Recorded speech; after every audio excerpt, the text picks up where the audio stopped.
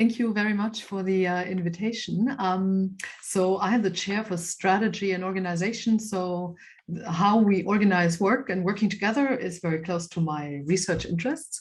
And why are we talking about disruption of work or workers? Companies are really in upheaval and there are disruptive times. And if we look back, into the past, we see that the majority of those companies that were among the biggest, the Fortune 500 in 1955, were not on that list anymore in 2019. And the majority of these 89% of the companies have disappeared from the Fortune 500 list in the past 15 years. And the same picture we have for Germany. That's what we did in our research group. It's the same picture. So it is actually rather an exception that companies survive. And of course, if you ask yourself, will my company be around in 10 years? Or if you ask yourself, oh, will this company that I hold some shares, will they be around in 10 years? Then the answer to your question lies in the observation of Charles Darwin, who so elegantly explained that it's not the fastest or the smartest or the biggest species that survives, but only the ones that are able to adapt to changing circumstances. And the same holds true for companies. So if you want to know if your company, your university, the companies you hold stocks from, if they're going to be around and relevant in 10 years, then ask yourself if they are able to change and to adapt. And then if I say that, you may think, okay, adapt, we believe that, but adapt to what? Well, to new success factors. So unfortunately for Germany, digital transformation is not anymore about best engineering and technology innovation. It is about something else. And this little technological change, broadband internet and smartphones, enabled the creation and uprising of new companies that put themselves between the former market leaders and their customers. And these newcomers, these hyperscalers, these digital stars, as we call them, they did not succeed because they had the best technology. Imagine digital transformation would be about best technology. That would be great for Germany, for Europe, because we can do technology. What we cannot do are the new success factors. At least we can't do them so well. So these companies succeeded at the heart because they reorganized work, they reorganized the value chain. And if we look at this picture, maybe that will bring it across. So what is this? It's Central Park, obviously in New York, and those are consumption patterns of pizza on a Friday night. And since we have this little invention here, broadband internet and a smartphone, you can now easily have this kind of information, which wasn't so easily available before 2007. And so that means that the success factors have changed. Now the new success factor is to get individual solutions to your customers.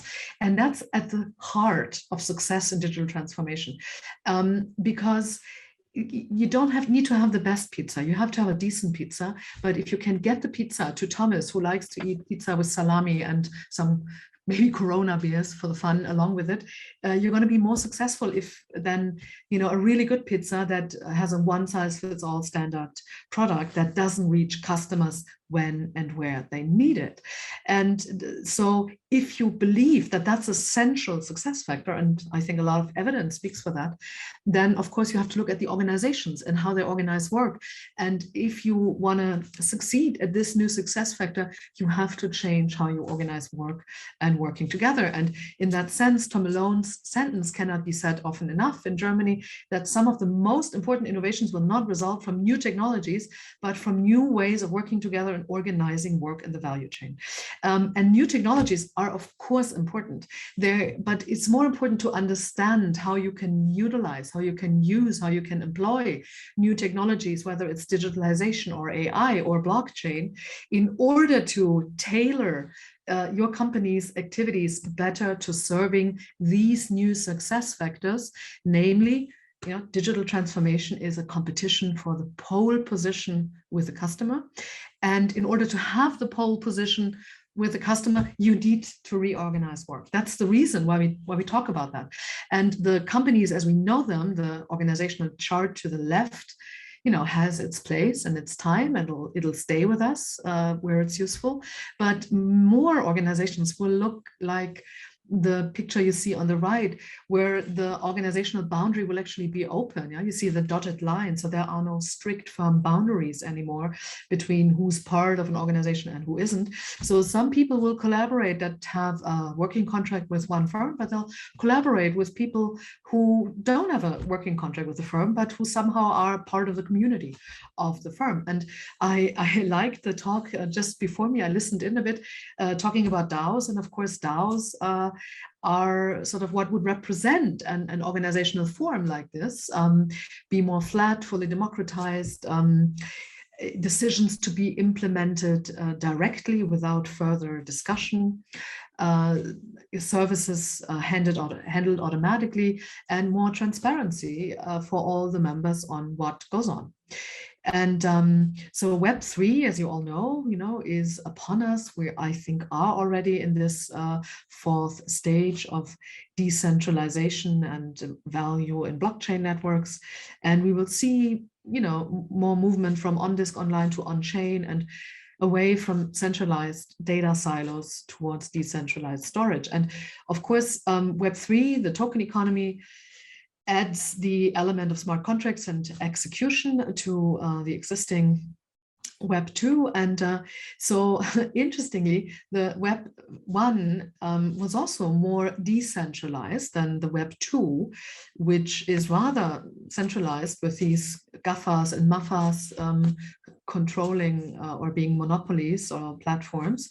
And so the idea, let's see how it plays out. The idea is that Web 3 again will be more decentralized, with community governing and capturing the value of networks. So for every Web 2 company, there are already new Web 3 based companies. And I like to look at sort of comparisons between Web 2 and Web 3 that estimate where we are. And most comparisons, there's several of them, most actually really put us at around the year 1997, 1998, which is really early. Not a lot of things. I think Amazon was just founded at the time. Google didn't exist. Facebook didn't exist. So if that's true, we are still very early, but nevertheless, we know how Web 2 then developed and took off. So what does this all mean for the workforce of the future? So first of all, that's what I tell my students. I think that statement is totally true, that our parents had one job in their lifetime, often enough. We have more jobs, probably. We change employers, but the people after us, they will have 6 jobs at the same time, because the economy we are moving towards, I'm convinced, is a Web3 economy, an economy without intermediaries. An economy that empowers and benefits anyone who actually creates. Yeah, we could also call it the creator economy. So your skills, your intellectual property, whatever it is you create, whether it's digitally or something physical, I think Web3 promises to benefit you, because you will now be directly in touch with people who buy either your products or buy your working input, your skills. So it offers the possibility to give your skills to 6 projects at the same time, and to sort of benefit directly. And yeah, I think this is really what it is about. We're in it to build a permanent, ownerless and borderless foundation for this connected global community of people, of which we are all a part. And if we look at the future of work and learning, I think a lot of it is going to be, like it says here, we're going to learn on the web. I do think the role, because you talked so really nicely about TUM, I do think TUM is certainly excellent, but I also think the role of universities will change quite drastically over the next 10 years. And I doubt whether they will be the primary institution to teach human capital. I think that will probably shift to other edtech startups, other institutions, other communities, DAOs, etc. I do think universities have a big place when it comes to social capital, community. That's where you meet your peers. That's where you form deep friendships. That's where you go to in a sensitive period after school, as a young adult in your life, to make some formative experiences. But basically, learning will be all our life on the web. We'll work on the web, we'll earn on the web, and probably, if we can, live in different places. And these new platforms that are emerging, they share a few characteristics. They're accessible to everyone, not just existing businesses and professionals. So in a way, the digitalization and the world of work is a whole democratization initiative that sort of is very meritocratic, which I think is a good thing. But if you look at it from a Western perspective, I think there's going to be a lot of competition. So yeah, it's good, but it's for us as consumers. Yeah, we benefit as consumers, but as employees of our organizations, we are also affected by the worldwide global competition that drives down prices and forces companies to be more efficient. So we feel that as employees. These platforms view individuality as a feature. So they don't think one size fits all, but the opposite. They focus on digital products and services and provide tools to grow and operate a business and open doors to new forms of work. For example, so these new digital platforms enable forms of work we've never seen before.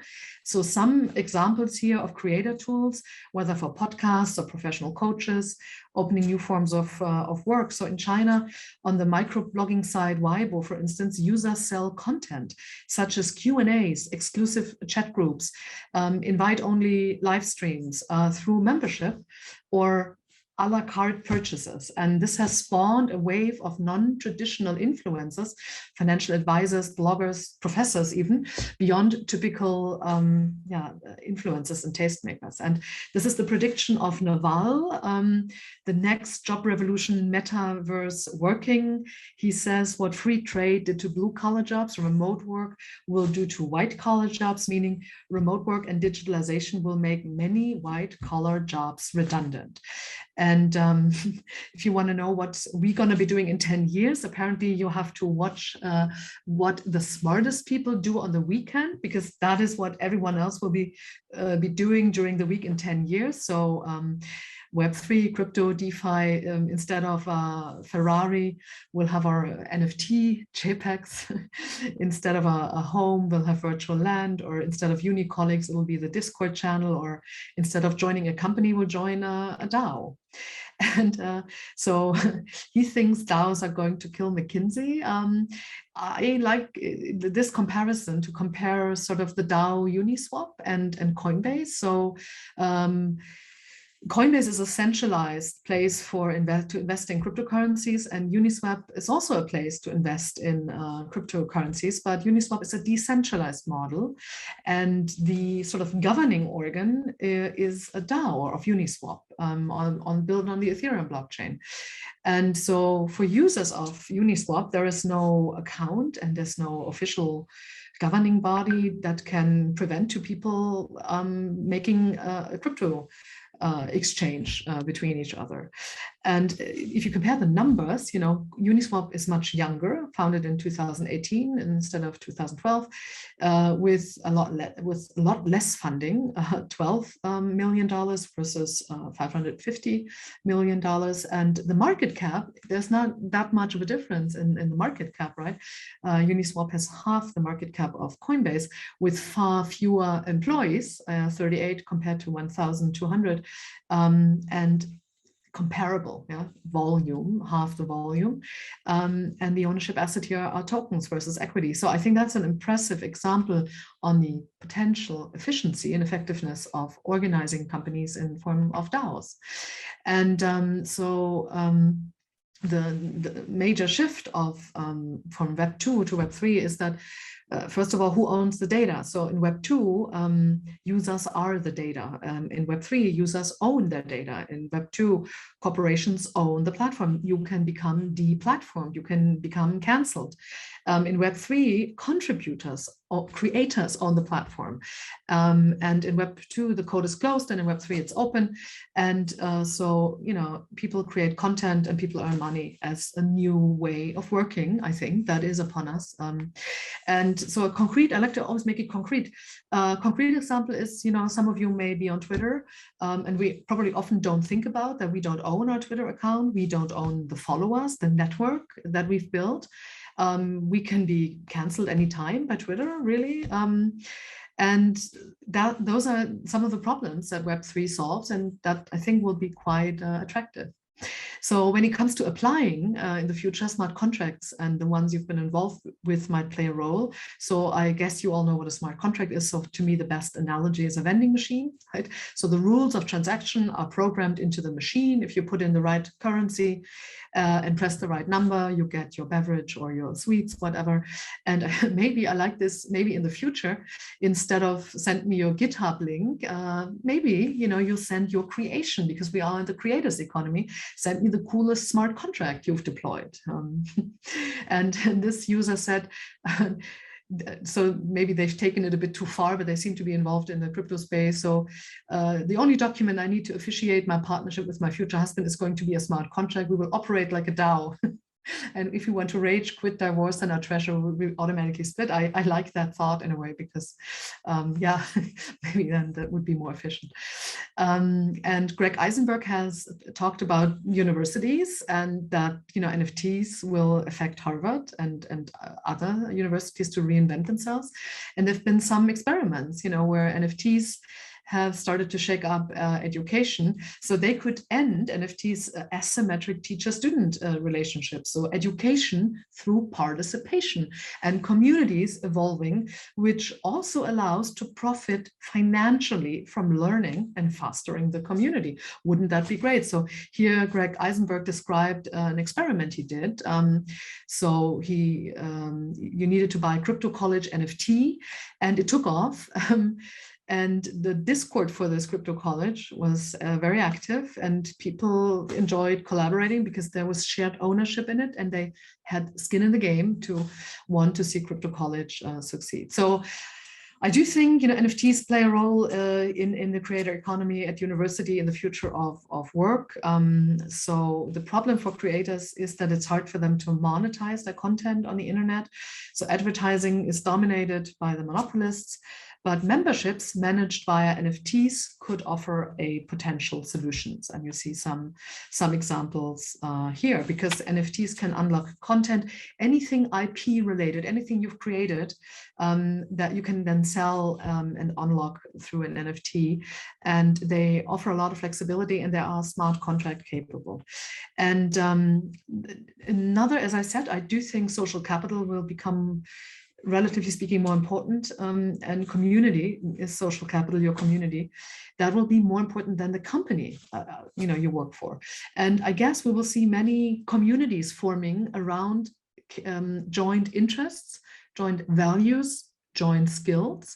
And a concrete example is the Drunk DAO. I think they have a different name now, Friends of Dionysus. I think they've rebranded, but the idea is still the same. They produce real wine, and everyone who owns one of the Drunk DAO tokens will automatically become a member of the world's first crowdfunded and community-led wine production. And so the DAO offers wine for life at production costs. And some other exclusive benefits, such as visiting or staying at the estate. And the estate is here in Italy, and founded around people who had a history and interest in winemaking, but it's a group, you know, of professionals that sort of got together to pull this off. And they're not the only ones.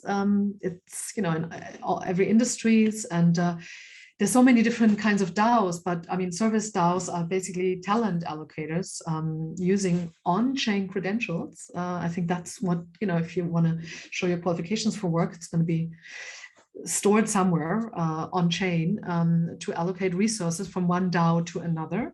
So, you know, service DAOs create decentralized working groups for individuals to work for the open internet, and they could act as crypto native talent agencies. So quite different than today, where many companies still have university lists. Yeah, they still have university lists where they recruit from. A bizarre idea to me. So it could explore the future of work and what employment might look like in a crypto world. So service DAOs are the new token advisors because they can attract valuable talent, act as protocol politicians, have a community, and are transparent. Yeah, you can take it one step further where friends become co-workers, as I said. So either people with joint interests, joint values, or joint skills that come together. And I think one of the best communities out there in Web3, maybe you all know it, it's the Kernel Community, where they recruit the brightest minds on Web3, and they bring them together online for 8 weeks.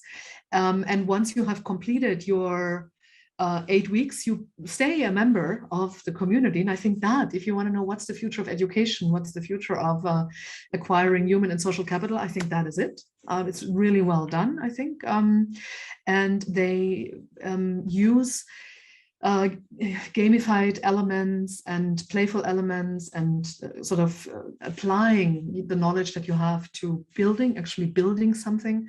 And in the process, you get to know your peers, you build social capital, you learn from your peers as much as you learn from, diverse group of educators. So takeaways, I think, is, it's important to get skin in the game in the Web3 world of work through, just DAO it. If you have an interest, start a DAO. Or join a DAO. I think I'm anxious to see if some of the best talents will continue to join organizations or startups, or if they will start joining DAOs. That's going to be a sign, I think. Then social capital is as important as human capital. It will be important to showcase your IP, your work, your creations. You are still early, but still, I would tell everyone we have to start now. And in essence, my prediction for the world of work in the future, degrees won't matter, but skills do. And with that, thank you, and back to you, Yip.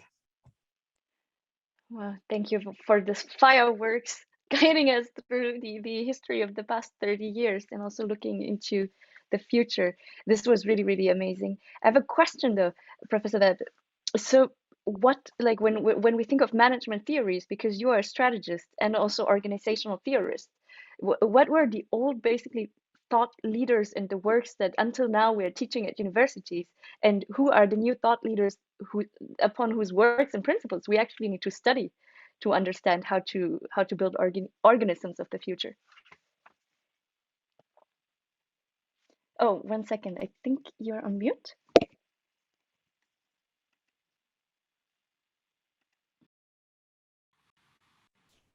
Yep.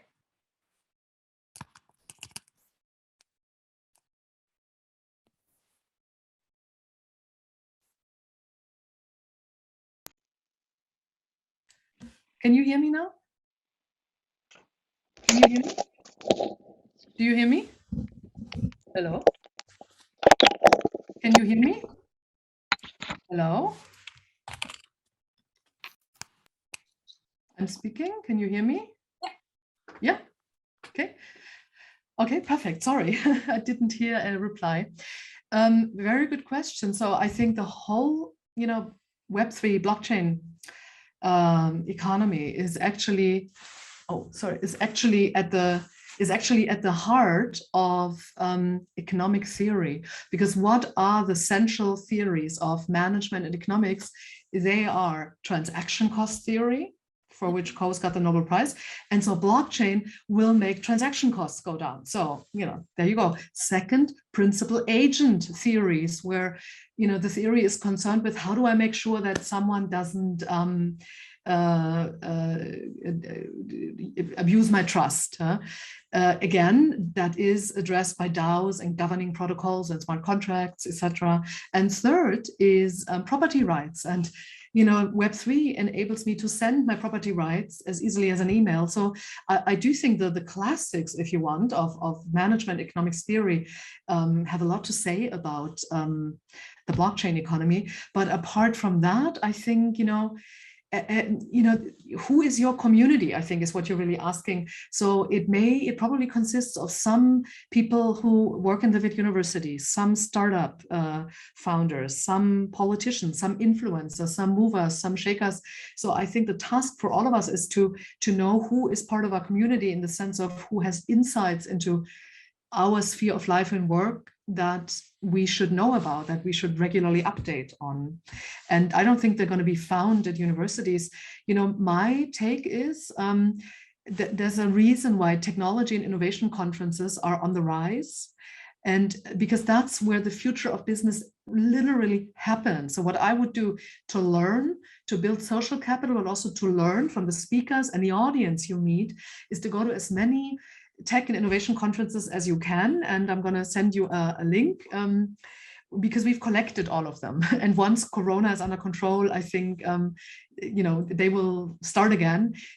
And seeing is believing, because at these conferences, you see the development future of work happen when you have two CEOs on the stage agreeing to start something new. That would be my take, to go to lots of these events. And I'm going to post the link where you can find all of them. Well, this is really fascinating. And you are really at the forefront, being able to capture and speak about this phenomenon in a way that outsiders and managers and executives can really understand it. Sometimes, you know, when we builders, we are speaking about it, we cannot convey the relevance of this because we're just stuck in the details, I guess, just working out, like, you know, building while trying to solve problems. But then there's somebody who looks at it strategically and shares the merits of this decentralized world. I think it's a good development, you know, to give power back to creators. I think that's really what this is about. I look forward to this kind of economy, and then probably even society that will be built on this. Yeah, I look forward to the next economic Nobel Prize that will come, hopefully, for some kind of stakeholder economy theory that will all build together. Yeah. You know, personally, I look forward, you know, because I think one of the biggest pain points, and I always ask my students, are monopolies a problem? And then everyone says, yes, yes, yes, they're a big problem, monopolies. And then I say, who are the biggest monopolies? And they say, Google, Facebook, you know, yalla, yalla. But then I say, well, you know, they are somewhat monopolistic, but the biggest monopoly is your administration, where you have to go to get your passport or your driving license, because you can't escape them. They are the one place that you have to go. There's no competition for them. And if you don't like their service, tough luck. You know, that's where you have to go, even if you can't pick up your driving license for 2 months in a row. So I look very forward to an economy that also brings marketization to our governmental and administrative services. So in the future, maybe our administrations and perhaps even countries will compete for citizens in a way where that companies already compete for their customers. And I do think that'll improve government services. Thank you. Competitive admin, yes, absolutely. I would like that. Yeah. Thank you very much for being with us today and sharing this wonderful exploration and dense in like really in insights about Web3 and its disruptive effects on the workforce of the future. Thank you, Professor Welpe. Thank you again. Have a good evening. Bye-bye. Yeah, thank you very much.